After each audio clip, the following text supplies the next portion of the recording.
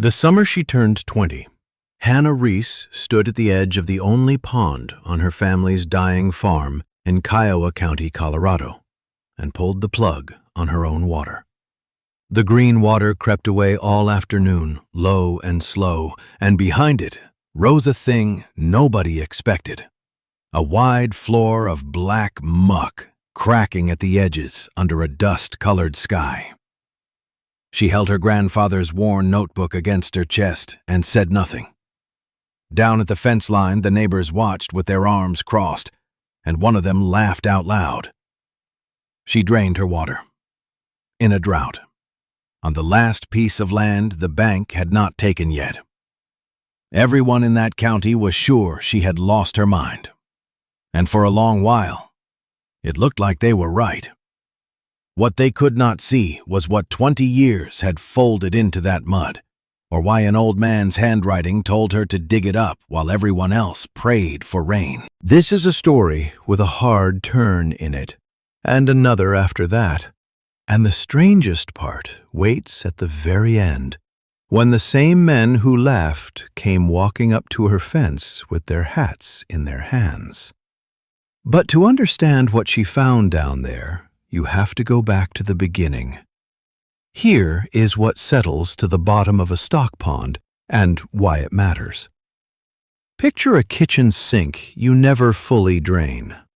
Every rain that crosses a pasture carries loose soil, dead grass, leaves, the fine, dark crumbs of anything that once lived.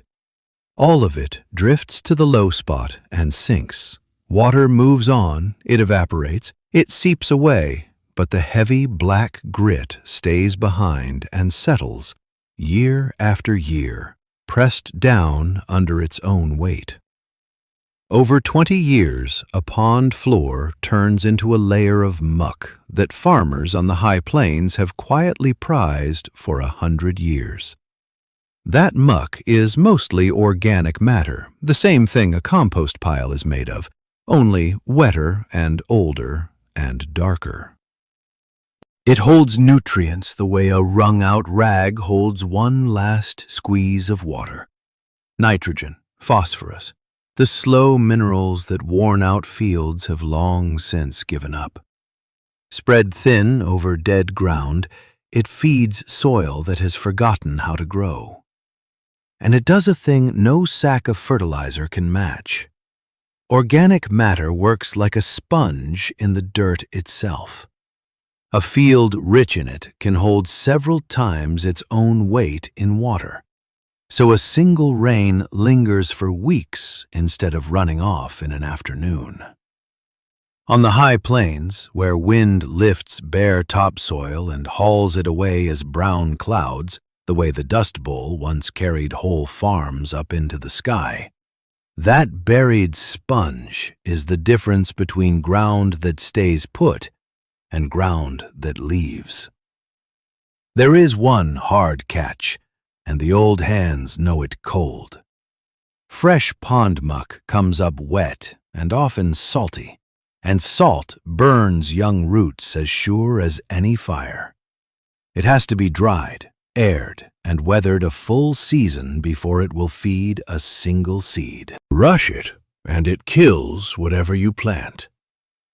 So the black floor rose out of the drained water, wide and steaming a little in the heat, cracking into plates the size of dinner tables, salt whitening along every seam like frost creeping across a January window. Robert Reese died in the spring of 2019, on the same 40 acres his own father had broken with a mule and a walking plow. Hannah found the notebook in his coat, where he had kept it after the funeral of his father before him.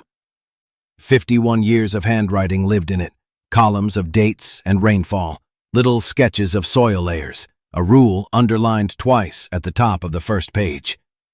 Feed the ground, and the ground will feed you back.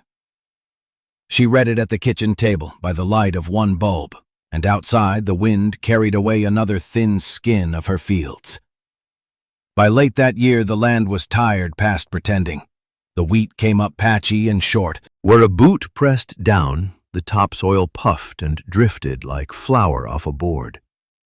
The county called it A bad stretch. Hannah, counting the columns, saw the truth in her grandfather's own hand.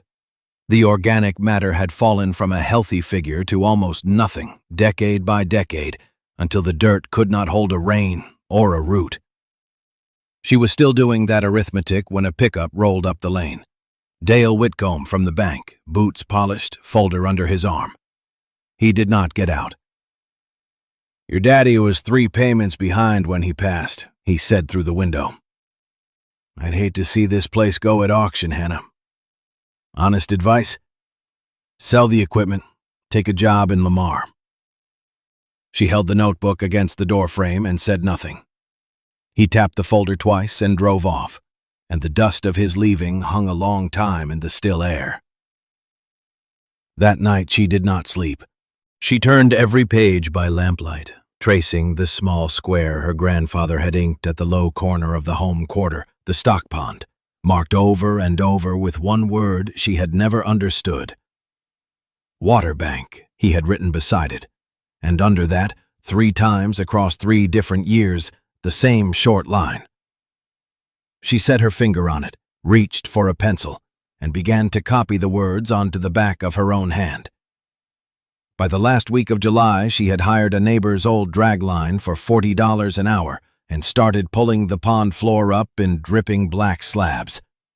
The muck came out heavy and sweet-rotten, sliding off the bucket in ropes, and she spread it thin across the worst blown-out corner of the home quarter, the way the notebook told her, 1 wet load at a time. The sun laid a white salt crust over every pile within a day. Hannah walked the rows with the little book open in one hand, marking where each load fell, and said nothing to the trucks that slowed on the county road to watch. They did not stay quiet for long. Merle Tolliver, who farmed the big half-section to the north and stood ahead over any man in the co-op, leaned out his window and hollered that she was hauling sewage onto good dirt. "Your granddad's gone soft in your head, Hannah," he called, and laughed so the whole cab shook. At the elevator in Eads, it got worse. Gary Pruitt, the co-op man who weighed everybody's grain, told it like a joke over the counter to anyone buying seed. A Reese girl drained her only pond in the driest year in memory, he said, then went and smeared the bottom of it across her fields like a child playing in a hog wallow. Men laughed into their coffee. One of them started calling her the Mud Farmer, and the name stuck to her all down Main Street. She let them talk. She weighed nothing. She argued nothing. She wrote. In the back of the notebook, her grandfather had left a column of his own, dated across 3 dry decades, and beside the drained basin, he had penciled a figure she kept coming back to. Good pond bottom, he had written, ran near 10 times richer in organic matter than the tired ground above it. Sprinkle salt on a cut slice of eggplant and watch what happens. Within minutes, beads of water rise to the skin and the flesh goes limp. The salt never soaked in from outside. It pulled the water out from within because water always drifts toward wherever salt is thickest, trying to even the balance. A young root sitting in salty ground meets that same quiet pull. The seedling strains to drink the moisture around it, and the salt in the soil tugs the water the other way, back out through the root walls. When the salt wins, the plant thirsts while standing in wet dirt, and its leaves curl and scorch brown as though a flame had run across them. Growers call it burning, though nothing ever catches fire. It is why fresh pond bottom, for all its dark richness, can kill the very first thing planted in it before a single true leaf opens. There is a second thing soaked ground does that surprises everyone the first time. Heap up dry sand, and it holds a steady slope, grain resting on grain, patient as a dune. Pour water through that same heap, and it sags and runs, because the water slips into every tiny gap between the grains and floats them apart, so they slide instead of grip. A pond floor just dug open is saturated clear through to its core. Cut the sides too steep, and the wet wall loses hold of itself, and one still night it slumps down into the hollow, dragging the day's careful grading with it. The only fix is time. Let the water bleed out. Let air work down into the crumbs, and the ground slowly learns to stand on its own weight again. So the black bottom that came up out of a drained pond was two things at once.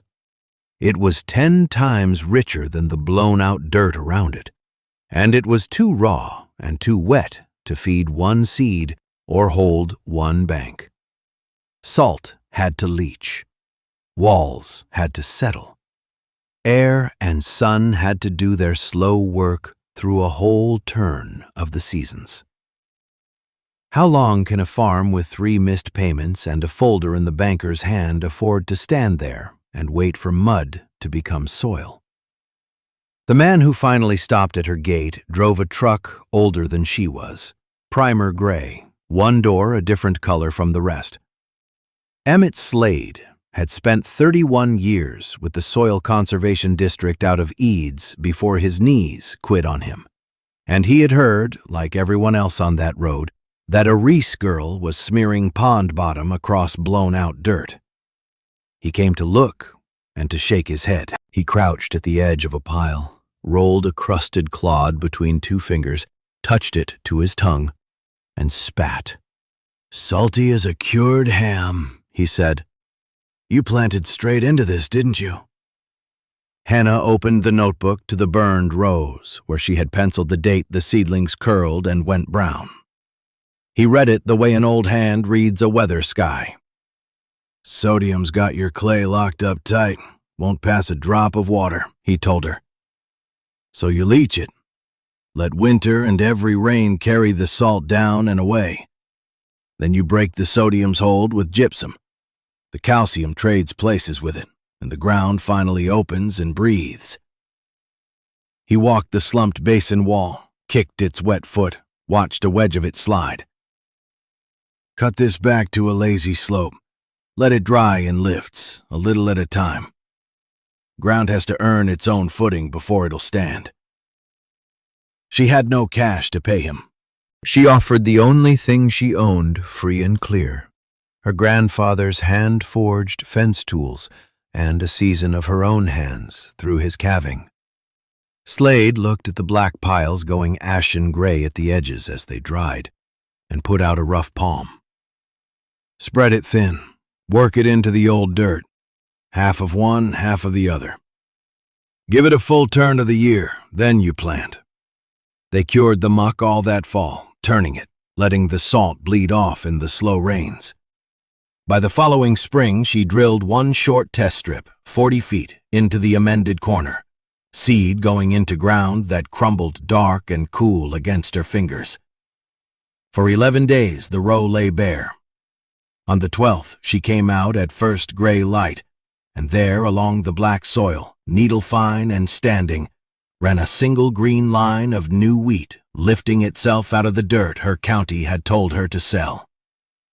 The wind came out of the southwest in the 3rd week of March and did not lie down for 9 days. Hannah stood on the porch step and watched the horizon turn the color of a bruise, brown climbing into brown, the sun a dull coin behind it. By noon, the light in the kitchen was the light of dusk. Grit sifted under the door and gathered in a fine line along the sill, and she taped wet dish rags around the window frames, the way the notebook said her grandfather's own mother had done back in the 30s. Out on the tired ground the county farmed, the topsoil lifted and left. Merle Tolliver's summer fallow, worked bare and clean the way the elevator men praised, rose off the field in sheets and rolled east across the road in long tan waves. Fences filled to the second wire with drift. Past Eads, a stretch of highway closed for 2 days because a man could not see the hood of his own truck. Hannah walked her amended corner in the worst of it, a bandana knotted over her mouth, and knelt where the black rose stood. The soil her county had called sewage held its crumbs and held its water, cool a hand's width down while the neighbor's dirt flew.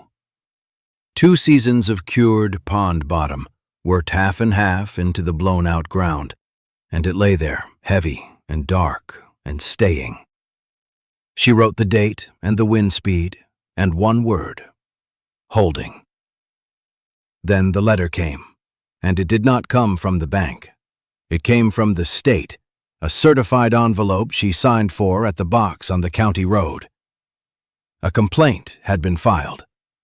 Someone had reported that a Reese had drained a body of water without a permit, that the old stock pond might fall under protected waters, and that an officer would drive out to inspect the site and assess what the notice called unauthorized alteration. The penalty listed ran to $8,000, more cash than the farm had seen whole in 3 years. She read it twice in the blowing grit. Then she folded it into the back of the notebook, right against the word holding, lifted the truck keys off the nail by the door, and started down the road toward Eads to find out whose name was behind the call. Delia Marsh from the State Water Office drove out on a Tuesday in April with a violation half-written and a clipboard on the seat beside her. She had the complaint in her folder, sworn and signed. A Reese girl had drained protected waters without a permit.